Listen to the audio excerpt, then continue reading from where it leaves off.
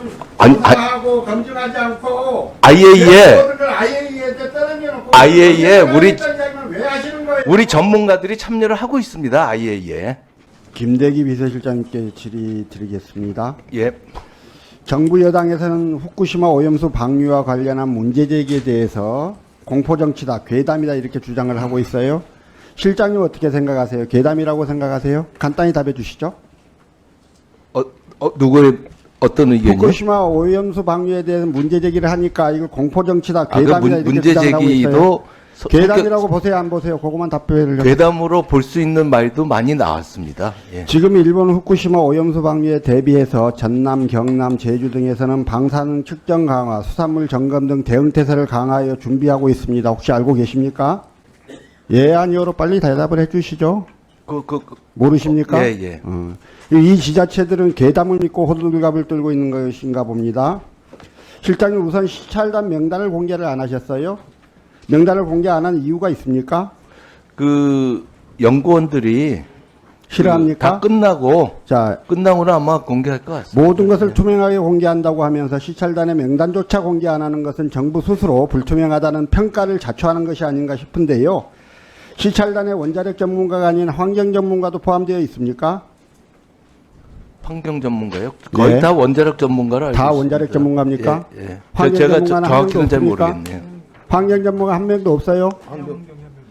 환경 전문가 있다 그럽니다. 몇 명이나 있습니까? 한 사람 있다 그럽니다. 한 사람이요? 예, 예. 지난 한일 정상회담에서 시찰단 파견을 합의한 후에요. 정부는 IAEA 국가 중 처음이다 이렇게 마치 대단한 성과인 것처럼 발표를 하셨어요. 근데 IAEA 참여국은 아니지만 지난해 3월 대만 정부 시찰단이 그리고 올해 2월에요. 태평양 도시국 포럼, 도서국 포럼 PIF에서도 후쿠시마 원전 오염수 관련 시찰을 했습니다. 유국희 시찰단 단장은 이번 시찰에서 알프스 다핵 제거 설비와 방류전 오염수를 저장하는 K4 탱크를 집중 점검하겠다 이렇게 밝혔는데요. 그런데 이 설비들은 앞서 대만 시찰단 그리고 PIF 시찰단이 이미 점검을 했던 것들이고요. 당시 일본의 비협조적인 자료 제출과 제한된 정보 제공으로 시찰단의 한계가 뚜렷했다는 평가를 받았습니다. 비서실장님, 이번에 일본과 시찰을 협의하는 과정에서요. 대만 또는 PIF 조사 때와는 다른 내용이 포함되어 있었습니까? 대한민국 시찰단에게만 공개하는 시설이나 데이터가 있습니까? 그 의원님 저 양해해 주시면 요 분야는 우리 경제수석이 잘하니까 그 소상하게 답변 드리도록 하면 안 되겠습니까? 예, 빨리 예. 대답을 좀 해주시죠. 그러니까 간단하게 대답을 해주시면 돼요. 길게 설명하실 일 아니잖아요. 네. 자, 당시 대만이나 PIF 조사 때와는 다른 네. 시설이나 데이터 공개에 대한 약속이 있었습니까? 저희가 아직 시찰 중이니까 제가 구체적으로 말씀드릴 수는 없습니다만 아니, 다른 게 있었어요, 없었어요? 다른 게 있을 겁니다. 나중에 시찰 후에 있을 설명을 겁니다가 드리겠습니다. 뭐예요? 있었습니까, 없었습니까? 아, 지금 시찰 중이니까 시찰이 끝난 다음에 설명을 아니, 드리겠다는 겁니다. 해가지고 가시잖아요, 다. 다른 게 있을 겁니다. 네. 지금 이 사실을 더 잘하신다고 수석이 네. 나와서 지금 답변을 하시는 거잖아요. 네네. 자, 자료 보실까요? 그리고 아까 말씀을 하나 추가를 못 드린 게 있는데 방사성 환경 전문가가 6명이고요. 19명 중에 해양 환경 전문가가 1명입니다. 네, 그렇습니다. 추가로 설명드리는 겁니다. 다시요. 그러니까 원자력 관련된 방사능 환경 전문가가 6명이고요. 그 다음에 해양 환경 전문가 1명이 추가되어 있습니다. 그러니까 환경 전문가 중에 방사능 환경 전문가가 6명이 있다는 네, 뜻입니까? 그렇습니다. 네네. 자, 화면 한번 보시죠. 국무조정실이 배포한 보도자료고요. 다음 자료 한번 보십시오. 이건 일본 경제성이 발표한 자료인데요. 보도자료인데요. 우리 보도자료에는 협의, 점검, 심층, 기술회의 이런 단어들이 많이 사용되어 있고요.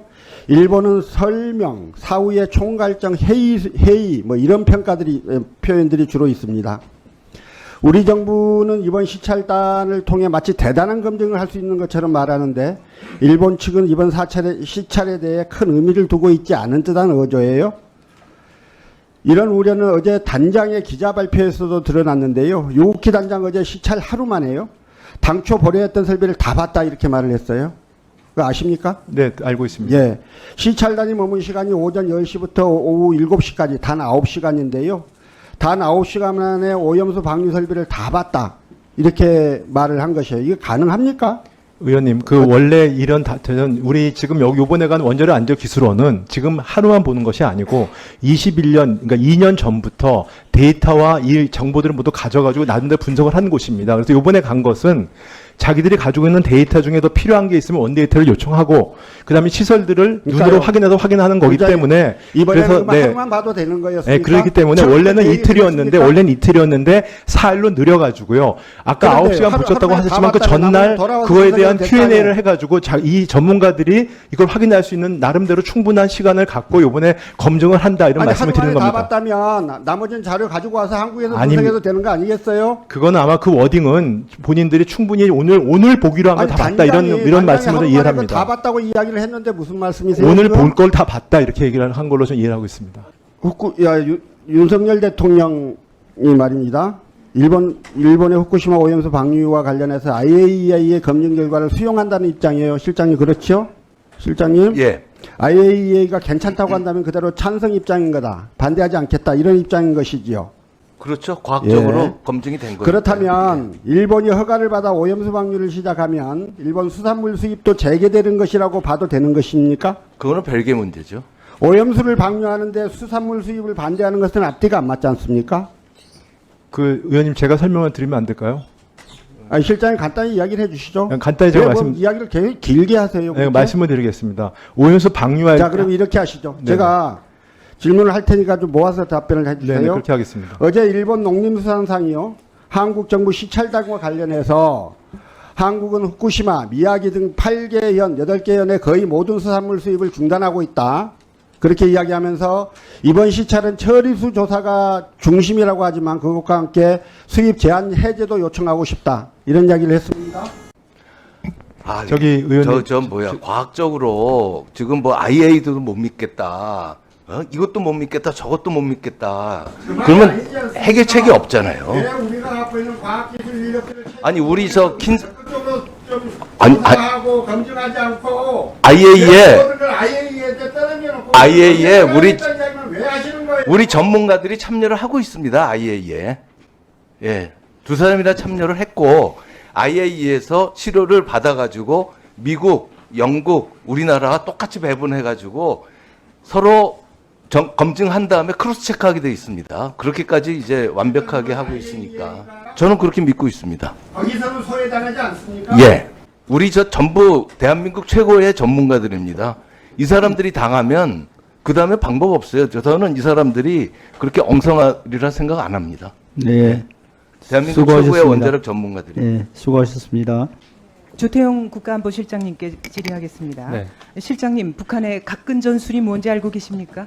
예, 각근 전술이 이제 가세에 있는 끈이 미국하고 일본인데 그 둘을 잘라버리면 항공장 수중에 들어온다 그런 뜻으로 알고 두 있습니다. 개의 끈 중 하나만 잘라내면 된다 이런 네. 뜻이죠. 그래서 대한민국에서 미국과 일본을 잘라내는 법 바로 반미와 반일운동인데 일본의 식민지배라는 아픈 역사를 가진 우리 국민들의 마음을 더욱 쉽게 파고드는 건 반일운동입니다. 친북 친중 세력이 줄기차게 반일 선동에 나서는 이유가 바로 여기 있습니다. 1965년 한일협정을 계기로 어렵게 외교의 물꼬를 튼 한일 관계를 문재인 정권이 집권하면서 회복하기 어려울 만큼 파탄을 내버렸습니다. 실장님께서는 이 문재인 정권이 한일 관계를 파탄낸 결정적 사건이 뭐라고 생각하십니까? 위안부 합의를 사실상 와해시킨 거 하고 그다음에 강제징용 대법원 판결을 다루는 방식에 있었다고 생각합니다. 네, 그렇습니다. 이 반일 정권으로 정의될 만큼 반일 선동에 앞장서온 문재인 정권은 박근혜 정부가 일본과 어렵게 성사시켜서 이행 중이던 한일 일본군 위안부 합의를 손바닥 뒤집듯 엎어버렸습니다. 2017년 12월에 문재인 대통령은 이 합의로 위안부 문제가 해결될 수 없다는 대통령 입장문을 발표했는데 며칠 안 가서 외교부 장관이 나서서 합의 파기나 재협상 요구는 아니다라는 해괴한 논리를 펼쳤는가 하면 일본이 출연한 치유재단기금은 한 푼도 반환하지 않은 채 일본이 준 돈은 안 쓰겠다. 우리 정부 예산으로 충당할 것이라며 국민 혈세로 생색내기 정치 선동을 해댔습니다. 급기야 문재인 정권은 화해치유재단 해산을 일방적으로 발표하더니 2021년 대통령 신년 기자회견에서는 돌연 한국 정부는 그 합의가 양국 정부 간의 공식적인 합의였다는 사실을 인정한다고 하는 등 오락가락 대일 외교를 보여줬습니다. 이게 음주운전하고 나서 술은 먹었지만 음주운전은 안 했다는 사람의 행보랑 다를 게 뭐가 있습니까? 그뿐입니까? 2018년 문재인 정권 대법원은 1965년 한일 기본조약과 한일 청구권 협정을 무시하고 강제징용 피해자들에게 국내 법원 소송을 통해 개인 배상 청구권을 행사할 수 있다고 판결한 김능환 대법관의 2012년 판례에 손을 들어줬습니다. 실장님, 이처럼 양국 간의 합의를 일방이 파기하는 행위, 즉 사법부가 국제법을 어기면서까지 정치적 판결을 내리는 행위가 이 정상 국가에서 벌어질 수 있는 흔한 일입니까? 흔한 일은 아닌 것 같습니다. 네. 이 정권이 바뀌었다고 이미 이행 중이던 국가 간 합의를 깨버린다면은 도대체 어떤 나라가 대한민국과 영속성 있는 조약이나 협약을 체결하려 하겠습니까? 실장님, 이 문제에 대해서 어떻게 생각하세요? 예, 외교적인 난제가 던져졌다고 생각합니다. 네. 이 문재인 정권이 우리의 이 아픈 역사를 들먹이며 반일 선동에 앞장서서 한일 관계를 파탄낸 결과 그 손해는 누구에게 돌아갔다고 실장님께서는 보십니까? 결국 국가와 특히 이제 국민들의 그 이익에 돌아갔다고 생각합니다. 그렇죠. 국가 차원에서도 손해고 무엇보다도 이 국민들에게 피해가 돌아갑니다. 우리 생존에 필수적인 군사정보보호협정, 즉 지소미아가 위태로워졌고요. 한일 통화수합 연장도 일본에게 거절당했습니다. 투자 축소, 반도체 수출 규제 등 일본의 경제 보복으로 피해를 본 기업이 한둘이 아닙니다. G7 확대 논의에서도 일본이 대한민국 초청권에 반발하면서 우리 외교 입지가 좋아지기만 했습니다. 이 한 분이라도 더 살아계실 때 제대로 된 사죄와 배상을 받으셔야 할 위안부 피해자, 강제징용 피해자들에게 일본 사과에는 진정성이 없다. 직접 받는 배상이 아니면 제대로 된 배상이 아니다. 정부 돈을 받으면 안 된다. 등등 온갖 가스라이팅을 하며 국가 간 합의의 노력을 왜곡하고 반일 선동에 혈안이 된 자들의 면면을 한번 떠올려 봅시다. 이 민정수석이 돼가지고 반일 죽창가를 외친 조국. 위안부 피해자 도우라며 국민들께서 한 푼 두 푼 모아주시는 후원금으로 갈비 사 먹고 발 마사지샵 가고 애견 호텔 가는 등 위안부 할머니 돕기와 전혀 관계없는 곳에서 1,700만 원을 횡령해 유죄 판결을 받은 윤미향 의원. 이게 바로 좌파 반일운동의 실체입니다. 앞에서만 피해자를 위하는 척하고 뒤에서는 갖은 방법으로 사리사욕을 채우다 본인을 비롯해 가족까지 유죄 판결받은 사람들이 도대체 무슨 자격으로 위안부 피해자, 강제징용 피해자를 위하는 척한단 말입니까? 이 점에 대해서 실장님 어떻게 생각하십니까? 예, 피해자의 아픔을 진정으로 위로하는 것이 필요하다고 생각합니다. 이런 사람들이 하는 반일운동, 그리고 대안도 없이 이 정부 비난만 하는 것이 세상에서 제일 쉬우면서 악랄한 정치 선동입니다. 그런 의미에서 이 윤석열 정부의 강제징용 피해자에 대한 제3자 변제 방안이 1965년의 청구권 협정, 그리고 2018년 대법원의 판결을 동시에 만족시키는 절충안으로서 법적 완결성을 지닌 유일한 해법이라고 평가하는데 실장님께서는 어떻게 생각하십니까? 예, 많은 고심 끝에 만들어진 그러한 네. 실행 가능한 이제 절충안이고 해결책이라고 생각합니다. 네. 이 실장님, 이 한일 간 셔틀 외교가 이제 드디어 복원됐는데 몇 년 만인지 알고 계시죠? 예, 12년 만입니다. 네, 그렇습니다. 이 한일 한때 이 파탄 지경에 이르렀던 한일 양국 간 셔틀 외교가 기적적으로 복원이 되고 그토록 반대했던 일본이 앞장서서 우리나라를 G7 정상회의에 초청하고 한일 양국 정상이 한국인 원포 피해자 위령비에 공동 참배를 하는 등 이 모든 일이 윤석열 대통령의 정치적 결단과 추진력이 없었다면 성사되기 아마도 어려웠을 겁니다.